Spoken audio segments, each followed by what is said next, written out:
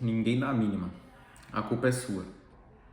Quando as pessoas fazem algo cujo resultado ruim arranha a autoimagem delas, elas tendem a preservar seu ego culpando os outros ou as circunstâncias.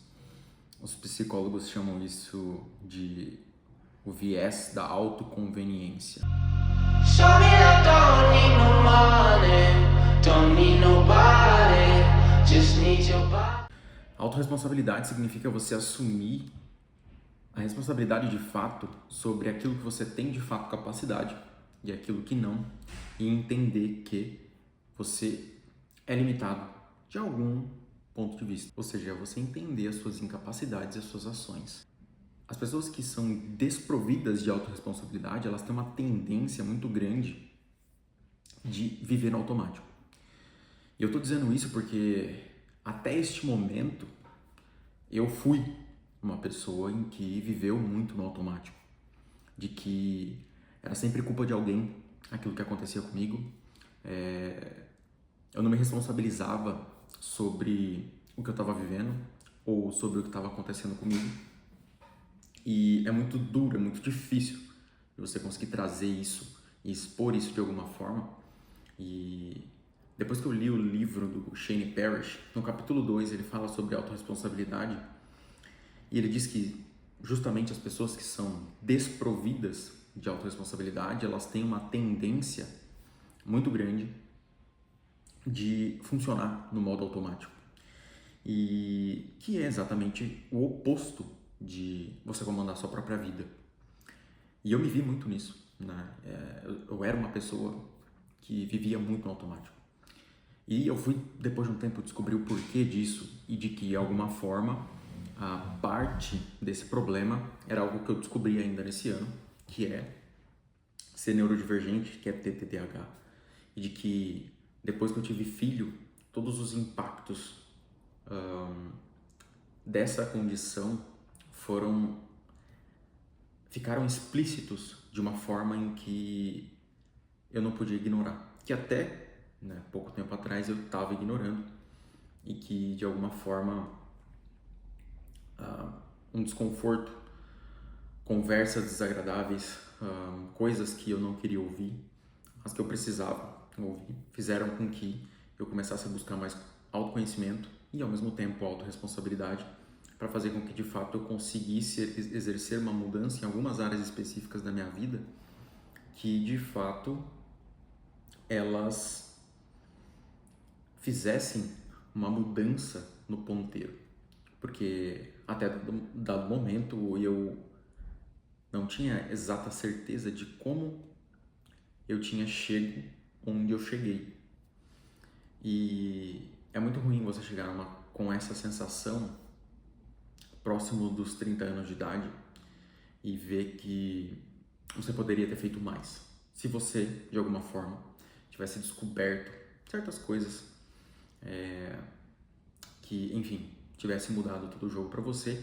E uma dessas coisas é, de fato, saber o que é ser responsável, saber o que é, de fato, ter autorresponsabilidade. E aqui, nesse livro, eu acabei anotando que a autorresponsabilidade, a responsabilidade é, de alguma forma, você se ver com sinceridade. E muitas vezes a gente não se olha com essa sinceridade, a sinceridade necessária para fazer com que a gente entenda o que a gente precisa mudar. E fazendo isso, aprendendo a fazer isso, você começa um processo de melhora de si mesmo. Porque quando você para pensar, melhorar é algo que não tem fim, né? É algo que você consegue constantemente. Existe uma máxima que eu acabo usando que é o sistema de erro-correção, que é onde você erra o mais rápido possível e corrige o mais rápido possível. E depois de um tempo eu demorei para chegar nessa conclusão de que eu demorava muito para corrigir. Muitas vezes eu reconhecia o erro, mas eu demorava muito para corrigir. E é uma coisa que ao longo do tempo eu fui aprendendo, fui amadurecendo isso. E uma das pessoas que eu devo muito isso é, obviamente, minha esposa, porque ela é, sem dúvida nenhuma, a principal pessoa, né, que me fez melhorar, que me fez ser uma pessoa melhor. E dentro desse contexto de que grande parte das pessoas elas criam uma certa narrativa para justificar as suas falhas, elas criam um eixo narrativo dentro daquilo que elas têm enquanto visão delas mesmas. E essa visão é distorcida, porque você cria, né, uma certa visão sobre si que ela é melhor do que de fato é na prática. E é aí que está o grande ponto, porque quando uma pessoa conflita com essa visão que você tem de você mesmo, a tua primeira atitude é se defender. E eu diria que eu era um grande, ainda talvez eu seja um grande especialista em dar desculpas, que é algo que eu tenho mudado muito, mas quero mudar ainda mais, assim como eu falei, que o processo de melhora ele é infinito. E dentro desse contexto, a gente precisa entender que é muito fácil atribuir a culpa a algo externo. É muito fácil deixar de assumir a culpa, porque muitas vezes é dolorido.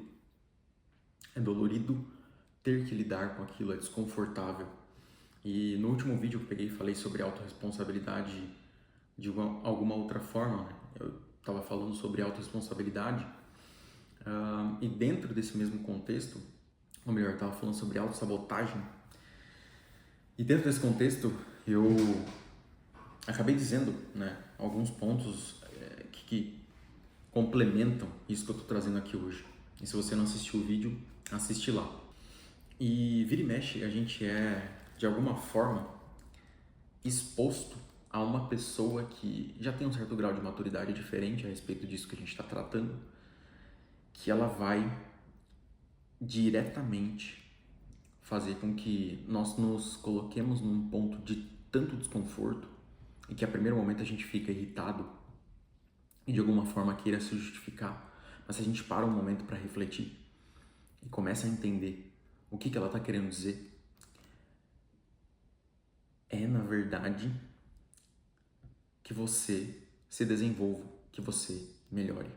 É muito difícil a gente achar esse tipo de pessoa, principalmente hoje em dia, onde todo mundo quer agradar todo mundo quer, de alguma forma, se manter confortável, não se pôr numa situação onde ela vai se sentir desconfortável ou vai colocar outra pessoa numa situação de desconforto.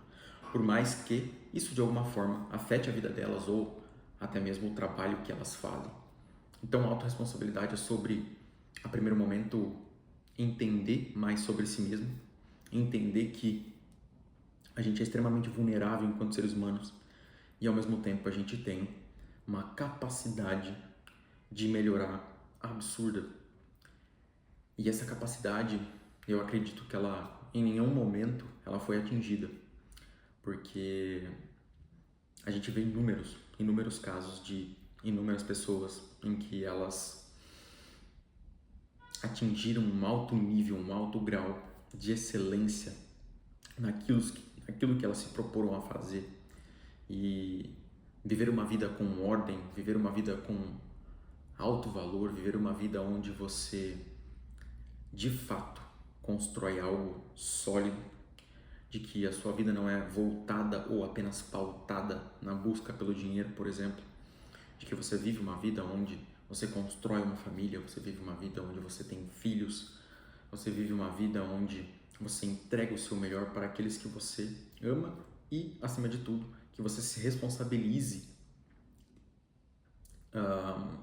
pelo seu próprio processo de melhora, pelo seu amadurecimento e, acima de tudo, de que se você não vai fazer por você, que você faça por alguém que você ama. A gente vai ficando por aqui, a gente se vê no próximo vídeo. Abraço!